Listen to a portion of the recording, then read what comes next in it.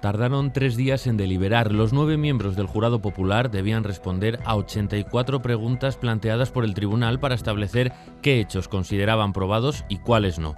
Formaban el objeto del veredicto, la base de su decisión final, la suerte que correrían Montserrat, Triana y Raquel. Tras un mes de pruebas, testigos, hipótesis y alegatos, llegó ese veredicto.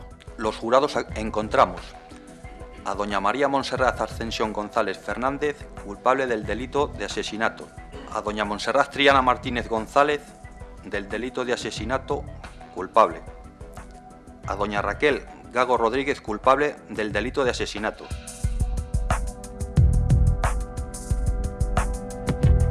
El jurado concluyó que madre e hija elaboraron un plan para acabar con la vida de Isabel Carrasco, del que estaba al corriente Raquel Gago. Su participación no era imprescindible, de ahí que la hayan considerado cómplice, con lo que rebajan su implicación. Esta es la película de los hechos, según las respuestas del jurado popular. Tuviera o no base real, Montserrat albergaba la creencia de que su hija Triana estaba sufriendo una persecución injusta por parte de la víctima, Isabel Carrasco. El odio generado por esa situación y sus consecuencias la llevó a decidir matarla. ¿Está usted arrepentida por lo que ha hecho? No. ¿Pero por qué? ¿Por qué no está arrepentida?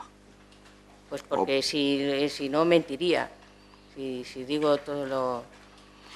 ¿Usted estaba convencida de que si no lo hacía su hija podía tener algún percance o por eso pasar algo? Sí, y por eso es que si no lo hago, la verdad es que mi hija iba a ir al entierro como fui a los otros de los otros. Montserrat y Triana trazaron un plan y se repartieron los papeles. Entre ambas acumularon numerosa documentación sobre la víctima. Incluso realizaron seguimientos y buscaron por internet información sobre armas de fuego, cuál, cómo y dónde comprar. Se hicieron finalmente con un revólver Taurus, el utilizado en el crimen y con el que seguramente practicaron. Vamos a suponer que ha tirado Montserrat, que acaba de disparar, y se acerca Triana a recogerlo y acerca esas botas. ¿Se pueden contaminar si el bolso tiene partículas? Serían muy escasas las partículas. Sí, estas son escasas. No, nosotros consideramos esto bastante escaso. Y dígame, ¿cómo careciendo...? Serían 2 o 3. ¿Y qué explicación encuentra usted? Que puede ser de un hecho anterior. De una exposición anterior. ¿A qué se refiere una exposición anterior? Haber usado el arma de fuego con anterioridad. Al hilo de lo que ha dicho la defensa de Montserrat y Triana sobre las botas, ¿podría ser que a lo mejor Triana sí ha estado expuesta anteriormente en una práctica de tiro de ella o junto a su madre? Es una posibilidad. Perfectamente. Bien. Raquel Gago no participó en los seguimientos, pero estaba al tanto de las intenciones de madre e hija y aceptó colaborar. El 12 de mayo de 2014, una hora antes del asesinato, las 3 se vieron en el domicilio de Triana para concretar los detalles finales del plan. A las 4:30 se separaban. Montserrat acudía con una parca verde y la cara tapada por un fular, una gorra con visera y unas gafas de sol al paseo de Condesa de Sagasta, donde localizaba a la víctima. En la pasarela peatonal que cruza el Bernesga empezaba a seguirla. Eran las 5:17 de la tarde. Vimos de frente, casi abajo del todo, que venían 2 señoras.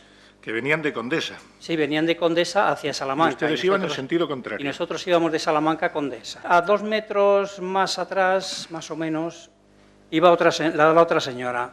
Venían gente y entonces fui más despacio porque después ya fui más rápido. La persona que iba delante ni se inmutó y había una diferencia de 1,5 metros por ahí y por eso yo creí, digo, pues era su guardaespaldas porque qué tan arrimadas que iban.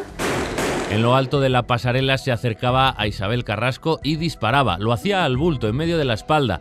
La bala acababa alojada en el corazón. La herida ya era mortal, pero la víctima no perdió todavía la consciencia. En este momento, doña Isabel Carrasco, que todavía sigue consciente, hace un movimiento muy lógico. Echa la mano izquierda hacia atrás, tapándose la lesión en la espalda. Por eso el 2 de la mano izquierda está lleno de sangre y no la palma. Y gira la cabeza hacia atrás y hacia la izquierda, en su posición, no puede saber de ninguna manera que esos impactos han causado un daño tan severo, que su disparo ya ha sido mortal de necesidad. Solamente está viendo que su víctima no cae a plomo, sino cae controladamente. Y no solamente eso, sino que sigue consciente y que además su víctima está realizando movimientos claramente conscientes y girándose en su dirección. Aquí no tengo blanco. Si voy a la derecha, voy a tropezar con la barandilla. La acción es más sencilla, tengo espacio aquí. Camino hacia la izquierda, me coloco detrás y a la izquierda y vuelvo a disparar. Y es que la verdad es que no sé, yo le di en la espalda y después le di más, pero es que tampoco sé dónde le di. ¿El motivo de disparar en lo alto es por haberse encontrado con esa gente que venía para acá? Sí, y claro, y por eso se me acercó, porque yo pensaba ya en lo más pronto. Sonó un ruido como un petardo y entonces nosotros nos volvimos y vimos a la señora, la primera, la que iba delante, la señora que iba delante, la rubia, que se estaba cayendo hacia adelante, pero no se caía, no se derrumbó, sino se caía como si estuviese rígida. Tras ese primer disparo que recibe en la espalda, que claramente por su posición y trayecto de la víctima es realizado completamente por sorpresa, eso no hace falta ser médico forense para verlo, ese disparo es tan tremendamente incapacitante que la víctima no tiene posibilidad de defensa y de huida de ningún tipo. Me llamó mucho la atención el último tiro, que me quedé, que no me lo podía creer, que tan cerca que le dio salió humo y la persona que estaba en el suelo rebotó su cabeza. El jurado no ha considerado probado que sufriera un trastorno delirante, que su capacidad de comprender que su conducta era ilícita se viera afectada, a pesar de la insistencia de su defensa. Una persona es imputable porque conoce que el hecho que va a hacer es antijurídico. Ahí estamos, bien, perfecto. Y porque además tiene libertad para hacerle. No existe una idea delirante ni otro proceso patológico que la lleve a cometer ese acto por esa idea. Ella tiene una manía persecutoria. Tiene la convicción de que no solamente doña Isabel pues está persiguiendo, está acosando a su hija, sino que además es la fuente de todos los males de lo que les está ocurriendo. Y además, dentro de esa creencia patológica, considera que doña Isabel es todopoderosa. Claro, estas personas son lo que llaman los locos razonadores, porque él es loco en cuanto a lo que es su contenido, pero en el resto funciona normalmente y, por supuesto, un paranoico, pues cuando comete el delito, pues si puede evitar que le capturen, lo intenta evitar. En este caso de la persecución, pues, los hechos que nos ocupan, se considera que la base no es delirante, porque tiene una base de realidad. Siguiendo con el plan previsto, Montserrat regresó al Paseo de la Condesa, enfiló por Lucas de Tuy y se dirigió al pasadizo que une el Mercado de Colón con Gran Vía de San Marcos. Allí le esperaba su hija, le entregó un bolso con un pañuelo y el arma homicida y le dijo que se deshiciera de él. Triana guardó todo en un bolso más grande y se fueron por caminos distintos, después de quedar en encontrarse junto al Mercedes que había dejado aparcado frente a la sede de los sindicatos y con el que pretendían huir. La defensa negó en todo momento que el intercambio del arma se produjera en ese punto. Insistió en que Montserrat tiró el bolso en un garaje y allí lo recogió su hija. Lo tiré en un garaje. Lo tiré allí ¿Usted en un tenía garaje. pensado tirar el bolso? ¿Le surgió instintivo? Sí, no lo tiré porque ya no lo necesitaba para nada. Pensé que había pasado algo malo. Pensó que la había matado. Pero por eso fui a por el bolso. Fue a por el bolso. ¿Su madre le dio el bolso a usted? No. ¿El bolso de Fornarina? ¿El bolso pequeño? No, lo tiró. ¿Lo tiró? ¿Dónde lo tiró? Lo tiró, estaba en un garaje que tiene así un repecho. Regresamos a la versión del jurado. Tras separarse de su madre, Triana acudió a Lucas de Tuy, a donde se había dirigido Raquel Gago tras salir de casa de su amiga a las 4:30. La llamó a las 5:19 para comprobar que estaba preparada, según el plan. Allí la policía local se había encontrado con un controlador de la hora con el que estuvo hablando unos minutos. Y allí estaba parada. Parada. Estaba como esperando.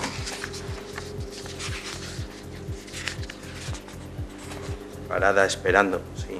Decía que cuando usted la ve que estaba como esperando, en actitud de espera, no estaba esperando. No, además el que me dice que espere un momento es él. Si está parada por algo. Está esperando algo. En plena conversación llega Triana, que pide a Raquel que le abra el coche. Aquí el jurado cree el testimonio de Julio Mozo. Me dice que tienes el coche abierto y yo no supe si era una afirmación o una pregunta. ¿Dijo algo? Solamente creo las palabras que dijo abre. Como abre el coche. Sí, lo oí. Usted, ¿no? Eso, y el crack. oyó el crack de la apertura de los seguros. Triana dice que sí que dijo eso, lo que pasa que dice que fue porque se lo sugirieron la policía, pero en definitiva, ¿lo oyó usted algo así parecido a ahí te dejo eso? No, en todas mis declaraciones he dicho que no. Solamente dijo lo de me voy a la frutería, ahora vengo. Lo que ha sucedido es que desde que eso pasó, yo no he tenido vida, con lo cual lo que ella ha podido pensar o lo que haya podido, no sé, pensar en ese momento que hizo o no hizo, ella es su conciencia y lo que ella haya pensado. Yo no estoy dentro de su cabeza y no lo puedo saber. De haberse metido algo en el coche en ese momento, pues que dice que no debería abrir, pero sí oyó cerrarse, ¿lo tenía que haber visto Raquel, que estaba de frente? Supongo que sí. La policía local supo y aceptó que Triana le dejara el bolso en el coche con la intención de ocultarlo. Su amiga regresó a Roa de la Vega, donde esperaba encontrarse con su madre. Allí fueron detenidas las dos y llevadas a las comisarías de León y San Andrés. No menciona nada el jurado sobre posibles irregularidades en lo ocurrido a continuación. La confesión de Montserrat la menciona una tercera persona que tiene el arma y los supuestos engaños de la policía, especialmente los agentes llegados de Burgos, para conseguir esa información. Sucesos que sí tuvieron peso en el desarrollo del juicio. ¿Les dijeron usted o su compañero, algunos de ustedes, que tenían que colaborar porque eran amigos de su padre y marido? Eso es manifiestamente falso. ¿Las coaccionaron de algún modo para declarar? Perdón, que si las coaccionamos. Sí. En absoluto. Eso es rotundamente falso. Cuando me fue contando cosas, la fui diciendo, esto es muy grave, esto no puede ser. Y salí de allí y lo primero que hice desde allí mismo, desde el coche, llamé al padre, a Pablo. Y luego yo deduje y vi además que era un procedimiento de manual, de perros viejos en la brigada judicial o en homicidios, ganan la confianza de un detenido o detenida, en este caso madre e hija, que no es lo usual.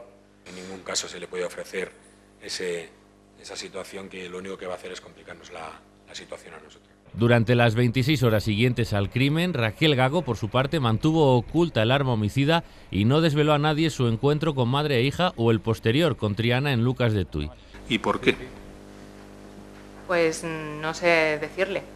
Para mí es que, aunque lo estamos viendo, es que ninguna nos lo creíamos. ¿Y eso por qué? Pues yo la única explicación que le doy es esa. Yo no sé por qué no lo hice, porque no se lo puedo explicar.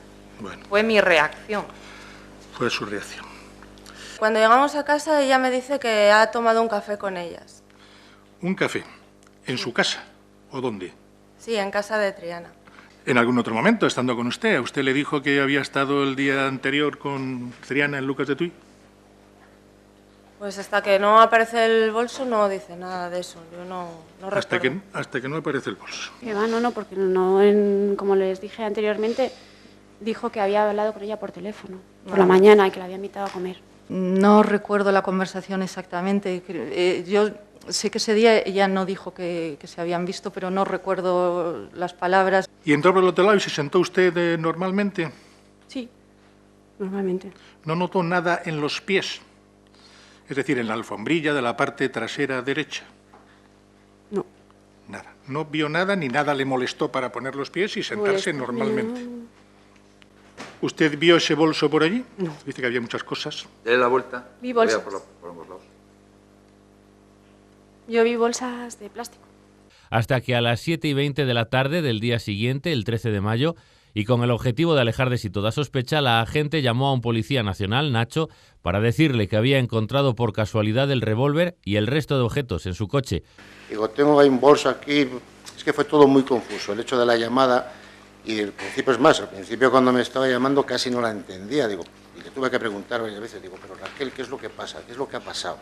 Dice, el bolso de Triana, y después ya cuando me dijo, Triana y demás, claro, ya lo relacioné con lo que podía ser. No hubo disonancia cognitiva, dice el jurado. Sabía y de hecho aceptaba lo que había ocurrido. Siempre digo que es que no me lo podía creer, que es que no era capaz de creerme que eso fuese verdad. Luego la palabra bloqueada, pues igual es... Pues, ¿cómo explicas eso? Bueno, pues igual me quedo bloqueada, pero creo que es una palabra que utilizamos las personas habitualmente en cualquier ámbito de nuestra vida por algo que nos ocurre. Raquel conocía el plan y colaboró en él, pero no fue indispensable. Por eso para ella solo se contempla asesinato en grado de complicidad. Además, a las 3 se les aplica el agravante de disfraz, ya que se beneficiaban de ese hecho para evitar la identificación de cada una de ellas. También son culpables de un delito de atentado a la autoridad porque Isabel Carrasco era presidenta de la Diputación y del Partido Popular de León y esas circunstancias influyeron en los hechos. Pero el jurado no entra a juzgar a la víctima, no valora el supuesto acoso, no menciona a la institución, las oposiciones o a la agencia tributaria. Si hubo persecución, no fue relevante. Entonces no recuerda haberle comentado a Triana que todo lo que había surgido eran sobre temas comerciales, pero que le iba a llevar al centro Lida de Valladolid. ¿Al centro? No sé cómo se llama, Lida. Red de Fibra de Valladolid. Tampoco le suena. De verdad que no. ¿Usted tiene algún problema de memoria? Ninguno. Se hacen muchísimas comprobaciones. Y nunca hay indicaciones de nadie, ¿verdad? Yo nunca las recibí, desde luego. Bueno, ¿se le pidió el temario, que elaborara el temario Triana para esa oposición? No, para nada. ¿Recuerda usted alguno que cesara y que efectivamente se desempolvara el expediente para alguna reclamación? No recuerdo ninguno. ¿Solo Triana? Solo Triana. Exacto. ¿Usted no se veía casi a diario con Triana? No, eso no era así. No es cierto que se veían casi a diario. A diario no. El motivo al final nos lleva a las más bajas pasiones humanas. Se habla de relaciones, acosos, parejas, amistades, dependencias, amor filial y maternal, relaciones familiares. Y es un instinto el que desencadena todo, un motor pasional, irracional, el odio. Yo sé que tenía algo de inquina, porque algo les estaba perjudicando a mi hija notoriamente, yo lo sabía, le hizo mucho daño. Y como no salió Rajoy, no salió García Prieto, pues decidí matarla. Bien.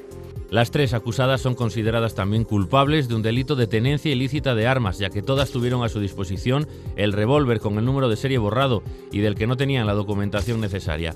Con todo esto y el atenuante del daño restituido por haber pagado 77.000 euros de indemnización a la hija y el novio de Isabel Carrasco, Fiscalía y acusaciones piden una pena de 22 años para Montserrat y Triana, 19 por asesinato y 3 por tenencia ilícita de armas, y de 15 para Raquel, 12 más 3. Las defensas, en cambio, piden las mínimas, 17 años y medio más 2 para madre e hija y 8 más 2 para la policía local, teniendo en cuenta, eso sí, que recurrirán. Y voy a solicitar la libertad provisional para Triana porque la sentencia va a ser objeto de recurso. Y me atrevo a solicitarla porque con los hechos declarados como probados entendemos que existe una contradicción evidente. Se nos ha dado como hecho favorable que la hora en que pasaba por la pasarela era las 17:17, no la famosa 17:15. Lamentamos mucho que el jurado no haya entendido estos razonamientos, pero son matemática pura. El arma nunca se pudo entregar en el pasadizo. Dado que la sentencia no es firme, va a ser objeto de recurso. Raquel Gago ya ha demostrado durante todo este año que está en libertad que no ha existido ningún tipo de riesgo de fuga ni posibilidad de destruir ningún tipo de pruebas. Entendemos que concurren las circunstancias suficientes, no existe ningún tipo de peligro ni de alarma social y que procede el mantenimiento de la situación de libertad provisional de Raquel Gago Rodríguez hasta que se sustanten todos los recursos. El juicio deja sus flecos. La desaparición de Fermín Guerrero tuvo en jaque a todo el mundo durante 20 horas. No compareció a la sesión del miércoles 27 de enero, el día en el que iban a presentarse los principales testimonios a favor de su defendida, Raquel Gago. Se le buscó por toda la ciudad y apareció en un cajero del centro sin aparentes problemas. No ha dado explicaciones públicas. El juez se las ha pedido por escrito. El Colegio de Abogados de León también. Sobre el letrado murciano se cierra la amenaza de posibles sanciones. Las cosas privadas hay que reservarlas. Por la intimidad, porque lo desconozcas, porque no proceda, yo creo que no procede. Y más flecos como la deducción de testimonio de varios testigos, entre ellos el policía jubilado que fue héroe por seguir a Montserrat, pero pudo echarlo todo por tierra al no reconocer su voz en una llamada al 112. Sí, no, vecina. Llame a un coche municipal. ¿Qué le ocurre, señor? Ha habido tiros por aquí y de una chica. ¿Es usted ese? Yo creo que no. ¿Usted cree que no? No. Pero sí es él, porque la palabra esa de un momentico lo dice él. Aparte que están muy nerviosos. El primero sí estaba hablando por teléfono. ¿Pero les dice el primer testigo esto o tampoco? El primer me coincide más con el primer testigo, eso. ¿Seguro que no es usted el que está ahí contando con todo lujo de detalles cómo ha sucedido? No, yo creo que no. Son cuestiones paralelas de un juicio que en sí mismo ya hemos dejado atrás. Falta la sentencia que concretará las penas y aún así quedarán pasos que las defensas agotarán hasta el Supremo o el Constitucional, lo que haga falta. Pero el juicio más impactante, mediático y controvertido ha llegado a su fin. 20 meses de instrucción y 1 de sesiones intensas. Casi 2 años de conmoción y sorpresas.